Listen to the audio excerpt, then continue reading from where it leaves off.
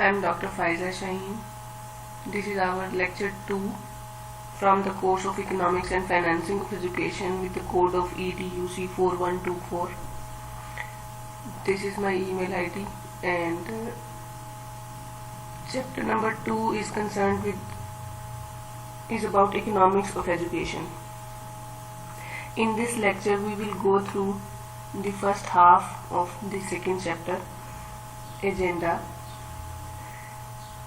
This lecture includes the basic concepts about economics of education, meaning and definition of economics of education, nature, need and scope of economics of education, the economic value of education, and an overview of investment mechanism. Mechanisms will be read in detail. Other than investment mechanism, we will go through the other two types of mechanism as well. So starting from the opening slides, which are about the definition of educational economics. It is also known as economics of education. It is a study of economic issues relating to education, including the demand for education and the financing and provision of education. It is also called economics of education. Whenever we are concerned with the economic issues relating to education, we call that discipline as economics of education, and we study the provision of education as well as the demand of education in this particular discipline. Economics of education is the application of economic principles, concepts and laws to the process of education. As in the previous lecture I have told you that economics is the concept, it is a discipline that studies production, consumption and transfer of wealth, and whenever we apply the economical principles, rules, laws, concepts and principles in the field of education, we called it economics of education. So, economics of education studies human behavior in terms of human decisions, actions and reactions about schooling. Whatever is occurring within the premises of the school and that is concerned with, that is affected by the human decisions, actions and reactions and studied under economical terms, that is called economics of education. It may be a more authentic definition of economics of education that Business Dictionary defines economics of education as economy based on creating, evaluating and trading knowledge. In a knowledge economy, labor costs become progressively less important and traditional economic concepts such as scarcity of resources and economic scales cease to apply. Like in the discipline of educational economics, we apply the principles, basic economical principles, which includes scarcity of resources and economic scales. So it is the discipline which we call educational economics. Now coming up with the need, nature and scope. Why do we need to study educational economics? And what is the nature of this discipline and scope? Scope means that what is the area of application of this discipline.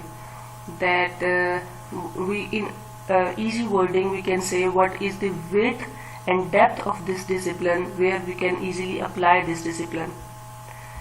So it says that education is an essential expenditure. We can also say that education is an investment. We cannot say that education is a black box. We say no, it is an investment. The more we spend on education today, the more we will get in future. We will having returns on education in future. So it is an essential expenditure. Investing on education is productive. The returns are in the form of useful, dynamic and efficient citizens. It is the outcome of education that it makes us useful, dynamic and efficient citizens of the society. The simple example of it that educated people learn not only the basic principles of life but also they are dynamic and efficient citizens of the country.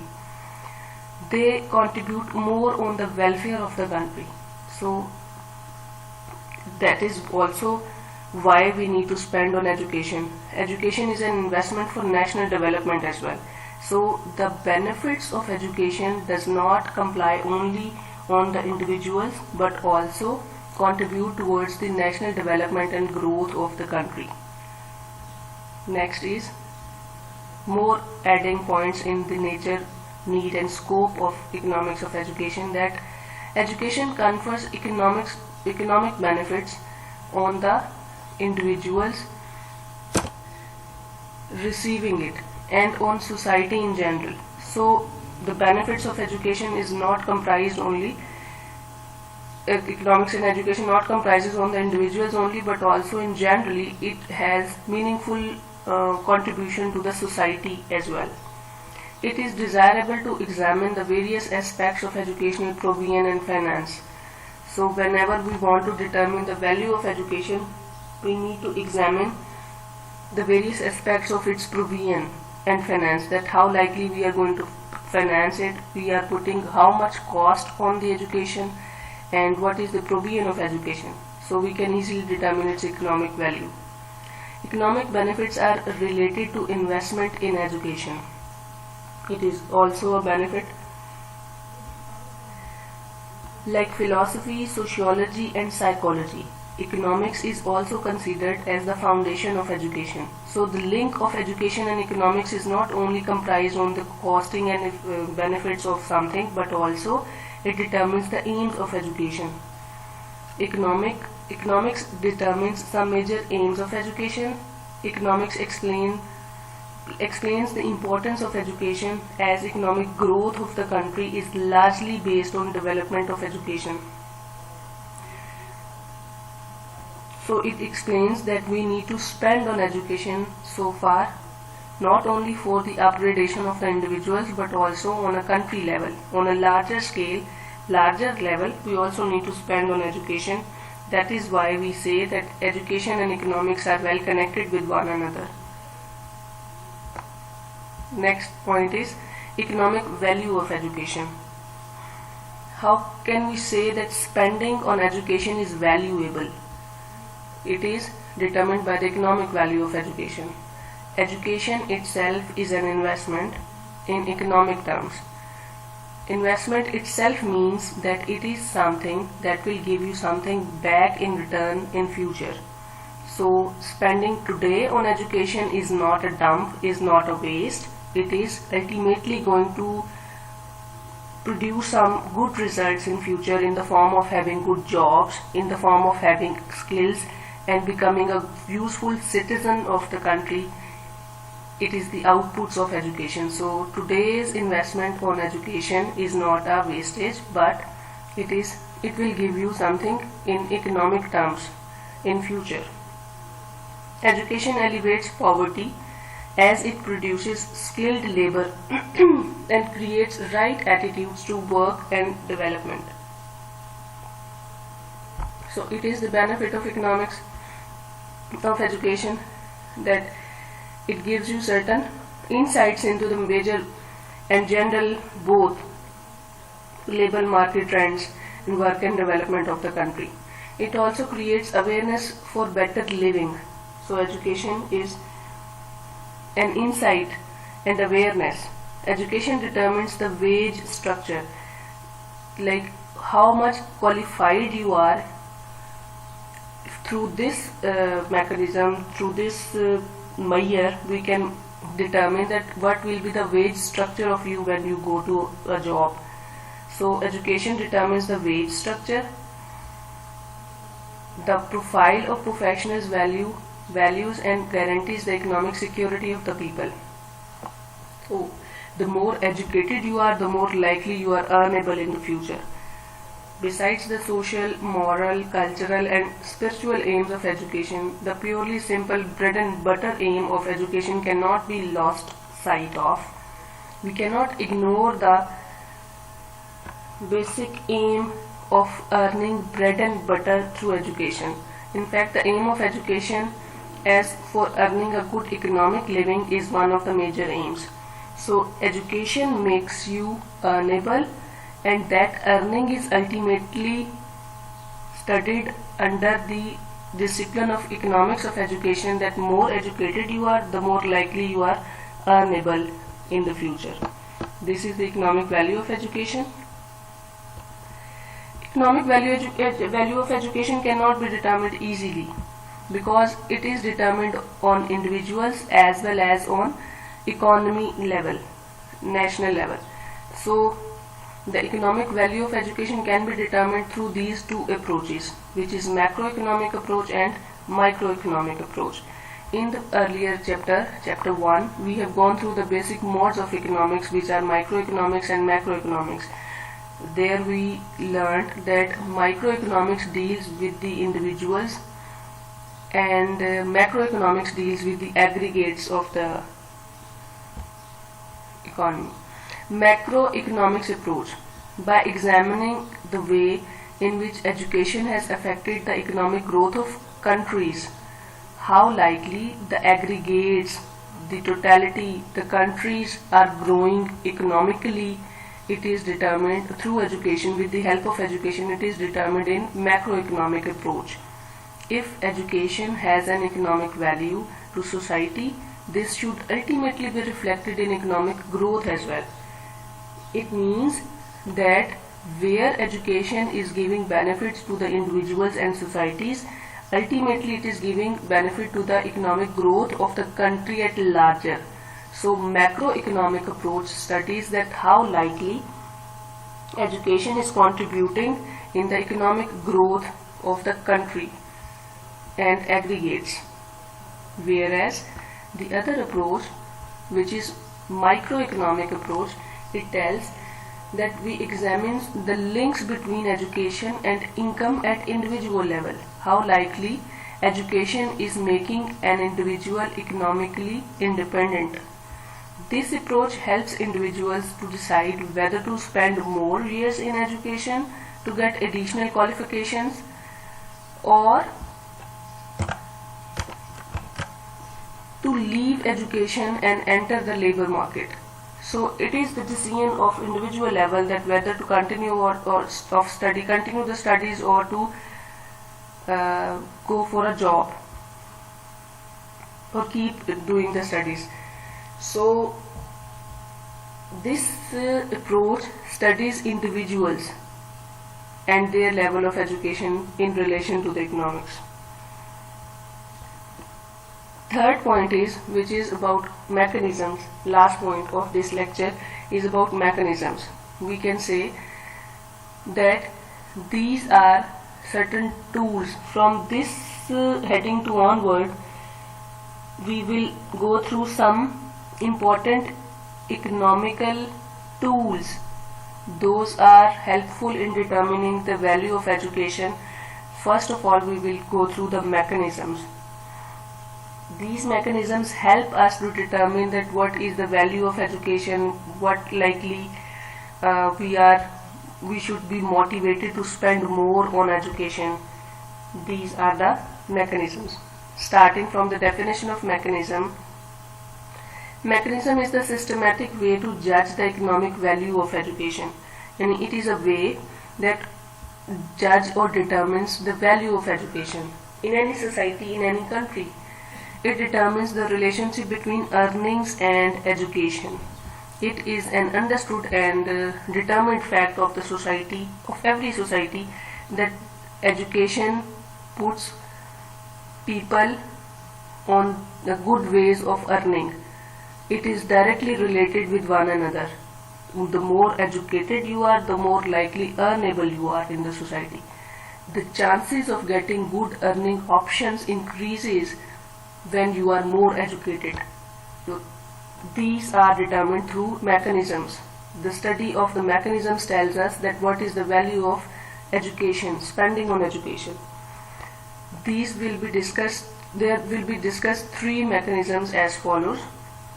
Number one is investment mechanism, whereas number second one is common cause mechanism. Cause mechanism, and number third is institutional mechanism. These are three numbers. We will see them in detail later. But a brief introduction is here. Investment mechanism, it implies that schooling transforms people in some useful ways. That whatever we invest on education, that is to make us more beneficial members of the society in future.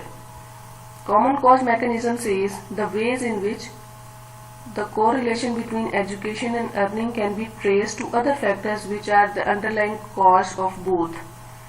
That ultimately, other than educational benefits, we owe some other abilities and skills as well. Those are dealt under and studied under common cause mechanism. Number third is institutional mechanism. By the virtue of its name, it tells us whatever the characteristics and skills you learn through institution, those are studied under this mechanism. The ways in which the correlation between earning and education can be ascribed to certain established practices other than the above two mechanisms.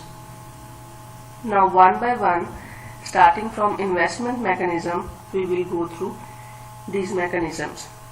Investment mechanism, it implies that schooling does transform people in some useful ways. That whatever we learn in the school, that is ultimately beneficial for us, not only at personal levels but also on social and economic levels.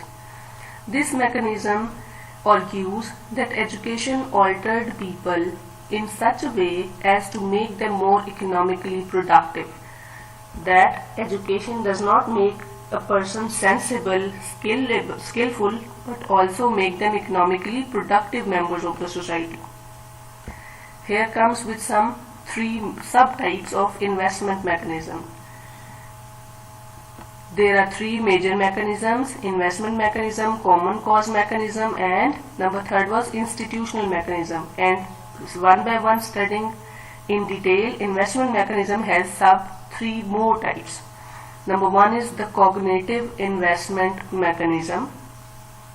Number second is mental attitude and ability creating investment mechanism. And number third is social attitude creating investment mechanism. By their names, it is evident that what is their contribution and what is the mechanism it is actually about, the study of human ability. Number one is cognitive. Whatever the mental ability we learn through education is studied under cognitive investment mechanism.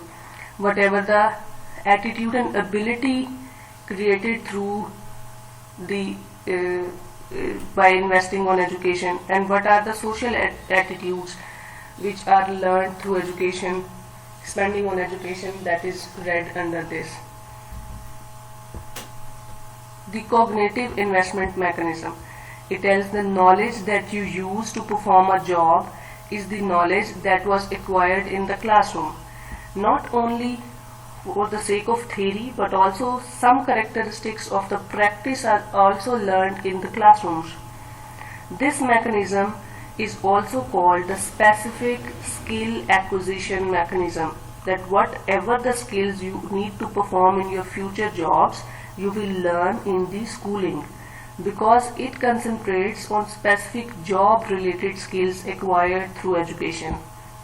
Here in my mind, here comes a question that what are the major skills that you learn in schools other than the theory? Can you name any? You will list out some name of skills here. Like theory means you learn the basic concepts, but other than theory, what are the major skills which are relevant to the job you learn in the schooling? I may add here some of the communication skills you learn through schooling, presentation assignments give you an insight of these major skills. Example: civil engineers have learned through schooling how to calculate the load-bearing capabilities of bridges. Without this skill, they could not successfully perform their jobs. So it is an example that what skill is required at up to what certain level on a job. Next is number 2 subtype of mental cognitive mechanism, which is mental attitude and ability creating investment mechanism. It says the way in which education develops the ability to think and to reason rather than the mastery of the actual content of a subject. That generally cognitive mechanism may only comprises on creating ability and knowledge, but this is other than knowledge, attitude and ability creating. That how likely you become a good thinker, you become a rational person, and having a mastery of content as well, which is going side by side. Number 3 is social attitude creating investment mechanism. This mechanism clearly relates to the socialization function of schooling. Socialization function of schooling is that how likely you can work in team, project work, teamwork, your contact with the peers. This is the socialization function of schooling.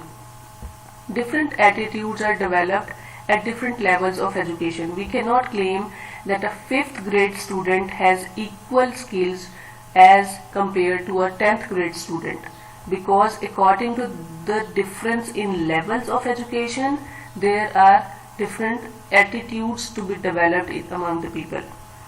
High education develops such traits as independence of thoughts, creativity, the ability to give order, or having an organized person. These are the some traits which are subject to high education. Educated people have acquired valuable and productive attitudes through their schooling, which are rewarded in the labor market.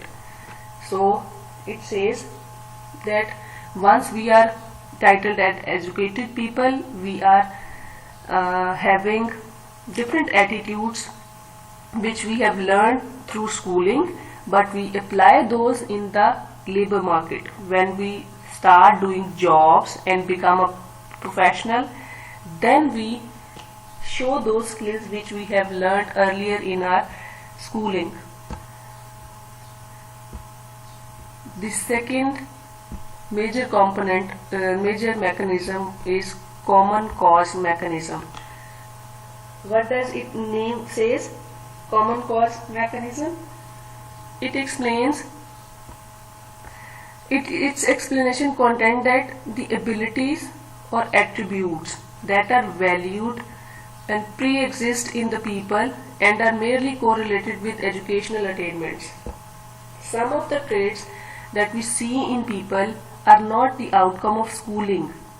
Some traits are pre-possessed by some people. Those are pre-existing among the people. Those are studied under common cause mechanism. It has further 2 types. Number 1 is twin functions of parental wealth and social connections mechanism. Although this is a big name, huge title, but you can learn it with its functions. That twin functions of parental wealth and social connection mechanism. And number 2 is twin function of personal capacity mechanism. That one by one we will see it in detail. Here comes with common cause mechanism. Twin functions of parental wealth and social connections mechanisms. It is stressed by many sociologists that twin function of parental wealth and social connection mechanism exist. Examples are rich parents set their children in business, better salary jobs, or give them a better and good start in life. So It does not, sometimes, in some cases, it does not depend on your education that how likely you are satisfied and well settled in your life. Rich parents and the people who have higher socio-economic status are more likely to be having a good socio-economic status, which indicators are having good jobs or business or having settled in life. So, common cause mechanism studies some features of people which are other than the contribution of education. Number second is twin function of personal capacity mechanism. Personal capacity means that some individuals possess certain skills. For example, IQ level of the students. It is not all the same. Some people are having average ability, some are having below average ability. So we cannot compare people on their characteristics which they possess by the virtue of nature or nurture. Some children may have qualities such as intelligence, capacity to make efforts, curiosity, self-confidence, problem-solving skills and strong imagination, which help them to get high marks, good admissions as well as earnings. So these functions, like to get admission in a good school or college, to score high marks, or to have a good earnable job, these are associated with certain skills which are possessed by individuals, and certain skills are not equally possessed by all. Some are more intelligent, some are less. Capacity to make efforts, this tendency is different among different people. Curiosity, this is an ability. How do you think that curiosity is an ability that is important as a good individual trait? The more curious you are, the more likely to be the good learner you are. Self-confidence, this is another trait, self-trait, individual trait. Self-confidence is the tendency that makes you more confident and you believe in yourself. Ultimately, you are more successful. Problem-solving skills, how likely you take the problems of your life and you make determined solutions towards your problems. And strong imagination, this is another ability that you can imagine the problems in a broader spectra and you can determine the solutions of those problems. These are certain skills and qualities. So according to the personal capacity mechanism, it says that its functions are twin functions, and common cause mainly says that not only education contributes towards earning, but also the parental socioeconomic status as well as the personal capacity of the individual on the basis of certain qualities and skills also contribute towards having success in life. Number third is institutional mechanism. What does its name says? Institutional mechanism. It says ways in which the correlation can be ascribed to certain established practices other than two mechanisms. Correlation between which two functions, which two things? Earning and education. This correlation has been discussed in previous mechanism as well, that the more educated you are, the chances of being more earnable increases. Earning increases. So it has following types. There are two types discussed here. Institutional or certificates in themselves mechanisms. It says that sometimes you have heard that your ability is determined by which institution you have got the degree. By seeing your educational document or the stamp of the institution, from here you have got the degree that is sufficient for getting a good job. Your interview sometimes exempted or somehow, somewhere, in some cases, the skills you possess in for a certain job are determined by your certificate you you got from an institution. Educational records themselves enter prominently into the rules of competition for jobs and earnings. So, simple example, a student from GCU or XYZ University and student from Lahore University or ABC University, I am not mentioning the name for any giving any specific example, but the name of the institution sometimes is sufficient for you to get a good job in some cases. So this is an institutional mechanism, studies certain phenomena, and certificates as proxy Mayer's mechanism. Proxy means the next option. So employers use educational qualifications as a proxy